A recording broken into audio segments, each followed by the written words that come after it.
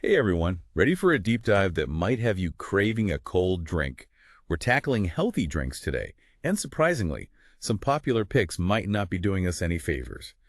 We're dissecting a ranking from the British Heart Foundation, Oh. and let me tell you, there are some real eye-openers in here. You know, what I find fascinating is how this ranking zeroes in on heart health, which is the British Heart Foundation's bread and butter. They've broken down 13 popular drinks by their sugar and fat content, two things that play a huge role in heart health. Okay, so spill the tea, or should I say water, because that's our winner, right? You got it. Water is like that reliable friend we all need, essential, easy on the wallet, and naturally sugar-free.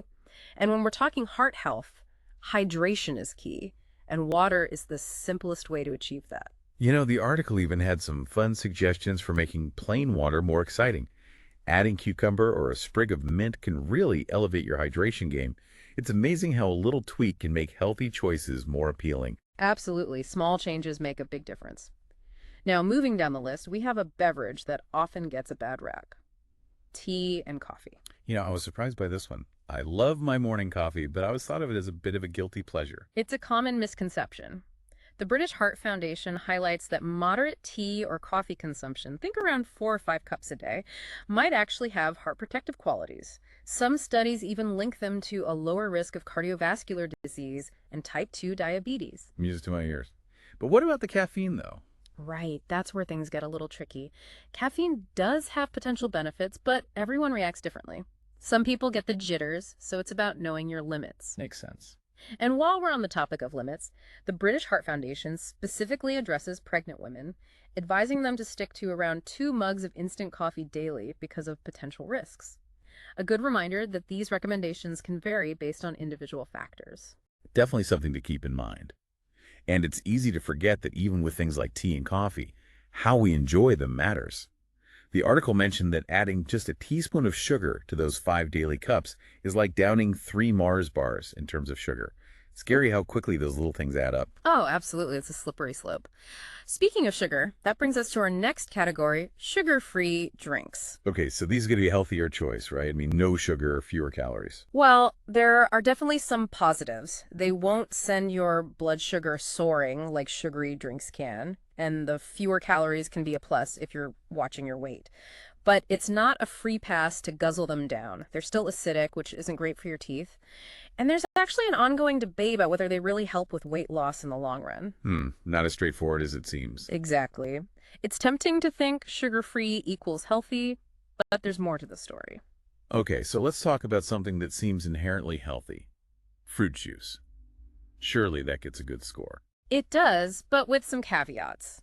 The British Heart Foundation recommends keeping it to 150 milliliters of pure, unsweetened juice a day. Whoa, that's a pretty small serving. It is, and that's because even 100% fruit juice can be surprisingly high in sugar. The article made a great point. That small glass of orange juice, it's like eating 3 whole oranges, but you're missing out on the fiber that would help you feel full. Wow, I never thought of it that way. I always just assumed fruit juice was a healthy choice. It's all about being mindful of the sugar content. And another thing to remember, especially for our listeners who might be on medication, is that there can be interactions to consider. For example, grapefruit juice can be risky when mixed with certain medications. Wow, I had no idea. See, this is why these deep dives are so valuable. You never know what you're going to learn. Absolutely. It's all about empowering yourself with information. So fruit juice, not a villain, but not exactly a superhero either. More like that friend with good intentions and a weakness for sweets. That's the perfect way to put it. And that leads us to a category where the sugar content really starts to climb: drinks with added sugar. Yeah, we've talked about sweetened tea and coffee, but now we're getting into drinks that try to disguise themselves as healthier choices. It's true. Things like fruit juice drinks are a prime example. The article points out how misleading some labels can be. Yeah, they were really hammering home how sneaky those high juice claims are. Right. Even if there is some juice in there, the sugar content is often still through the roof. It reminds you to flip that box over and check the nutrition label. Don't be fooled by a few pretty pictures. It's amazing how much sugar they can cram in those drinks. And it's not just fruit juice, even squash, which you dilute with water, can have a crazy amount of sugar. Exactly. The British Heart Foundation says that one typical glass of squash with sugar can contain around 3 teaspoons of sugar. And you think you're being all healthy and low calorie, and bam, sugar rush. Sneaky, sneaky. It's like sugar is playing hide and seek in our drinks. And then there are the obvious ones like fizzy lemonades, orange drinks, ginger beers, all sugar bombs in disguise. They really are. They might seem like a step up from something like cola, but that combination of sugar and acid is a recipe for disaster for your teeth, not to mention your waistline. Don't even get me started on cola. The article said a standard can has 7 teaspoons of sugar 7. It's incredible, isn't it? No wonder we're seeing sugary drinks linked to so many health issues. Makes you think twice. Okay, let's talk about those energy drinks that claim to give you wings. Oh, energy drinks. The marketing for these is always interesting. So much talk about taurine and guarana and caffeine, but the truth is, most of that energy boost is just the sugar. So all that fancy talk about special ingredients, smoke and mirrors. Pretty much. Ugh. The British Heart Foundation is clear about that. There's no strong evidence to back up any claims about these added ingredients boosting energy or endurance. I do remember reading something about energy drinks being banned for sale to young people in the UK.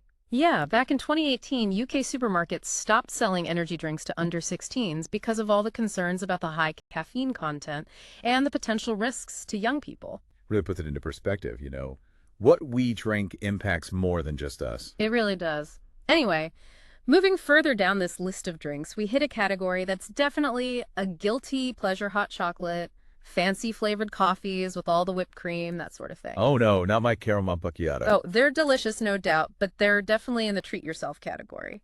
That combo of sugary syrups, full-fat milk or cream, and often a mountain of whipped cream can make for a surprisingly high-calorie, high-fat drink. The article mentioned a large caramel-flavored blended coffee drink can have almost 450 calories. It's true, hard to believe. To put that in perspective, that's about the same as 3 cans of regular cola. Yikes. There's got to be a way to make those a little bit healthier, right?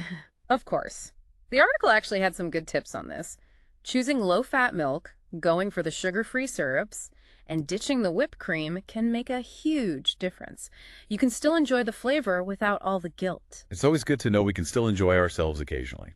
Speaking of enjoying ourselves, I think we're at the bottom of the barrel now. The ultimate sugary drink showdown, ice cream milkshakes, and their extravagant cousins, the freak shakes. This is where things get really out of hand with sugar content. Milkshakes are a classic treat, but they really pack in the sugar and fat. Yeah, I have a feeling this isn't going to be pretty. A regular ice cream milkshake can have twice the calories of a can of cola. And that's before you even start adding in cookies and syrups and whipped cream. Don't forget the sprinkles. Oh, right. And those freak shakes. Those are a whole different story. They're like milkshakes on steroids. Yeah, the article mentioned those, and honestly, they just sound completely over the top. It's insane, isn't it? Right. They're basically milkshakes buried under an avalanche of toppings. Cake, cookies, candies, the works.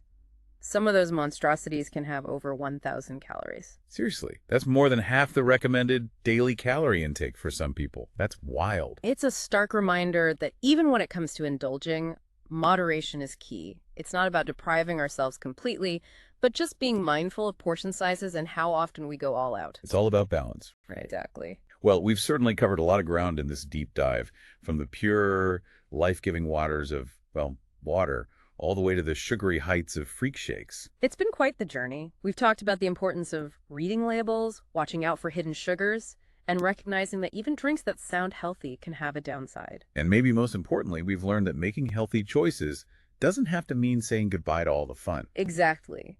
It's about finding a balance that works for you, and understanding that every choice we make, big or small, contributes to our overall health and well-being. Absolutely. This deep dive has definitely given us all a lot to think about, and hopefully our listeners are feeling inspired to take a closer look at their own drink choices. So before we wrap up, what's one final thought you would leave our listeners with? Well, we've talked a lot about drinks, but what about the bigger picture? Think about how you can become more aware of hidden sugars in your diet as a whole. It's a learning process, for sure, but it can be a really empowering one. Love that. Such a great point to end on. For everyone listening, we hope this deep dive has inspired you to maybe try some healthier swaps and just be more mindful of what you're sipping on. Until next time, stay curious, stay hydrated, and make every sip count.